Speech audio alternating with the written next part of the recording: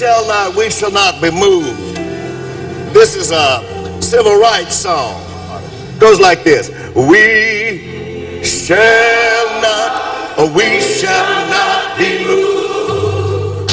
We shall not be moved. Just like that tree that's planted by the water. Oh, we shall not be moved. We're marching to freedom. Yeah, we're marching to freedom. We shall not be moved.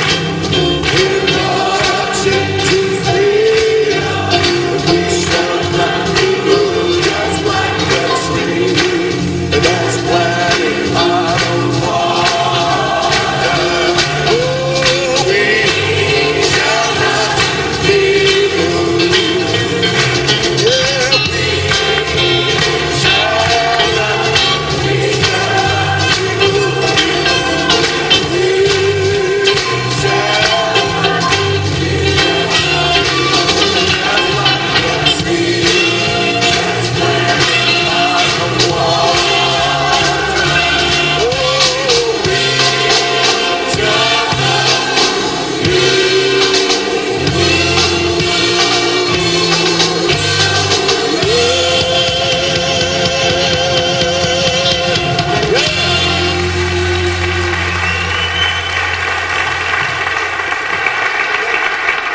To give you a story about Cecil Williams that best illustrates Cecil Williams would be very, very difficult. The transition, however, from the straight suit wearing, glasses with the little hat, black man, into the awesome dashiki wearing, bearded, long-haired sandal activist would best illustrate who Cecil Williams really is. I saw a vastly different Cecil than he is today. I saw a shy, quiet, black Baptist minister just getting into his ministry. When I first met Cecil, I never would have expected that he would turn out to be as radical as I now believe him to be, and I mean radical in the positive sense of getting at the root of problems. If people were wearing naturals, then his was 2 inches longer. If they were wearing bell-bottoms, then his had more flowers and more color.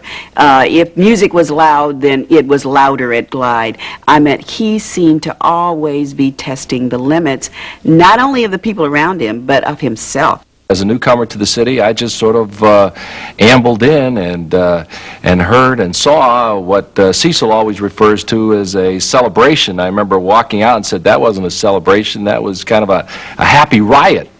I think it must have been around 1965 that Cecil did something that certainly caught my attention as well as the rest of the community because it was quite controversial. He had the big white cross that was on the walls of Glide Memorial Chapel removed. I thought, oh my God, this man is taking down the cross. He's going to be struck by lightning or something. And of course it created incredible turmoil in the church. I suppose the good fathers at the Methodist level must have had lots of difficulty over the first 10 to 15 years of tolerating this man whom they had ordained, this man whom they had trained, and this man whom they had sent to the inner cities of San Francisco to minister to the needs of the inner city. You are empowered. Get up yourself and do something. Get up yourself. Get up.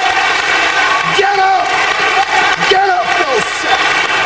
Get up. Glide was there for people, no matter who they are, no matter where they came from, with no questions asked.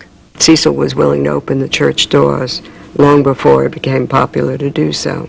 He's not just for black rights, he's for poor rights, he's for gay rights, he's for everything. And it's amazing how this man can be something for everybody. The fact that there was a gay synagogue that basically got its start there was perhaps incidental that it happened to be Jewish. It was incidental that the members happened to be white. What was not incidental was that there was a group that needed space that was looking for some sort of a spiritual anchor. Freedom Hall was just filled with tables of people with all sorts of social causes that they were educating people to and plugging. And one table there was a table of the Black Panthers. And they were talking about Huey Newton and Eldridge Cleaver. And I mean, I was just wide-eyed. And I just thought, what kind of man is this that runs a church where anybody can come and say anything? He was always there bridging the gap, making us understand that just as he, an African American, was rock solid with us in support of our struggle against Marcos, that there were other issues also that we should open our eyes to and our minds and hearts to.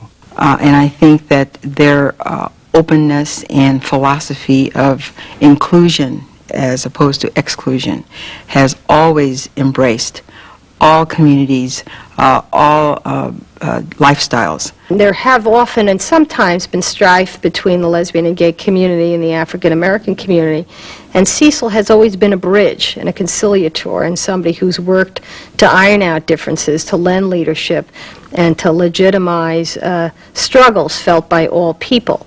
Cecil's message, if there is a message, is that this place, the church, that church, will be a place of welcome for all. So what I want to say today is just simply this, that I want us always here at Glide to be open to our brothers and sisters and to be open with ourselves. I admire the fact that in an era when people are running away from problems of others, Cecil wades right in and is part of them. A lot of people would have by this time decided that this ministry is the worst place in the world to be. It's obviously full of stress. He's living in a community and serving a community that has all of the problems of our society. And he has stayed right in there. He was one of the early individuals who said, let's get out there and find some solution. Let's not see a whole generation lose itself to a drug situation that needs to be corrected. And I saw the hungry people being fed and the homeless being taken care of, and I thought, this is what church ought to be. It's no when, where, how, who. It's where's the need. And Cecil is there. He's overwhelming in what he gives and what he wants to give and what he does. Everywhere you look, you see the sound application of that idealism with a very simple activity. Do the right thing. And with Cecil, you always know that's what you're going to get. He makes the high water mark for the rest of us to aspire to. And as a consequence of that, you find yourself constantly measuring your effort in the community against the standard he's set. Cecil's one of the most powerful men I know in this city. And it's not because he has a lot of money. It's not because he's a political mover and shaker and sort of the sense of political arrogance that one might think of as a politician. He has power because he loves. He has power because he has people who love him. But you gotta have a right spirit when you go about it. The spirit must be unconditional. Love must be unconditional. Affirmation must be unconditional. This is a spiritual home and a place of hope for vast numbers of people. It's a new starting place for vast numbers of people. And he doesn't care where they came from. He has some vested interest in where they're going. I have seen him develop people from the street to become leaders. Like I said, I'm a survivor of incest. And I've been on the streets practically all my life. I've been a heroin addict since the age of 9, and I'm 32 right now. And I really don't have much of an education, and all I know is how to abuse people, or all I did know was to abuse people. When I used to sell drugs, I got shot at, and I had my mother's house shot up. I was shooting other people, you know. What first brought me to Glide was the fact that I had 2 children, I was homeless, and we were hungry. I just got released out of the penitentiary, and I got dropped off at the bus terminal, and I didn't have nowhere to go in San Francisco. So it was on a Sunday morning, and I was just wondering, and I just happened to come by Glide, and I heard the music, and I just went up into the church.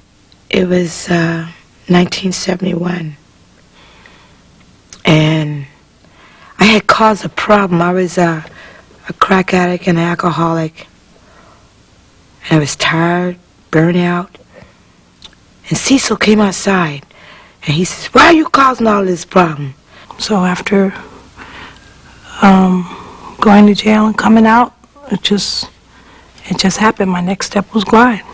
And at the time, I called myself hustling him for some money.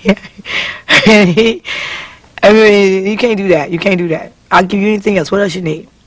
But Cecil taught me how to volunteer, be responsible, be a woman, and try to get my life together. I've gone through the recovery program. I've been in the computer program. I was there when the recovery program began on the first day when Cecil says, I want to talk to you about something, Edna. And it was maybe 3 others, and we went to his office, and he wanted to know about drugs. Beginning of a whole program.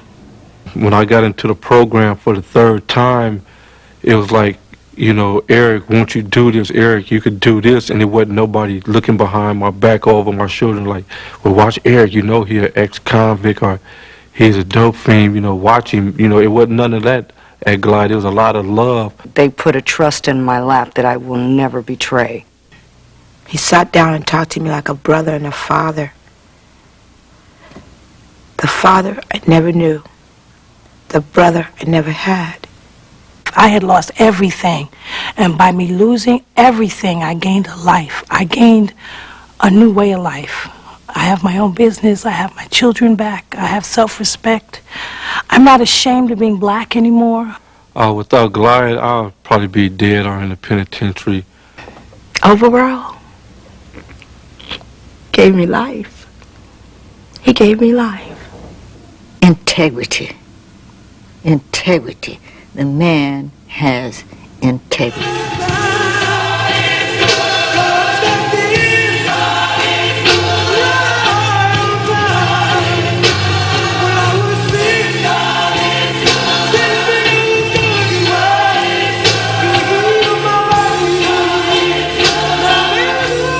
God didn't set forth and put AIDS in the community to punish a group of folks.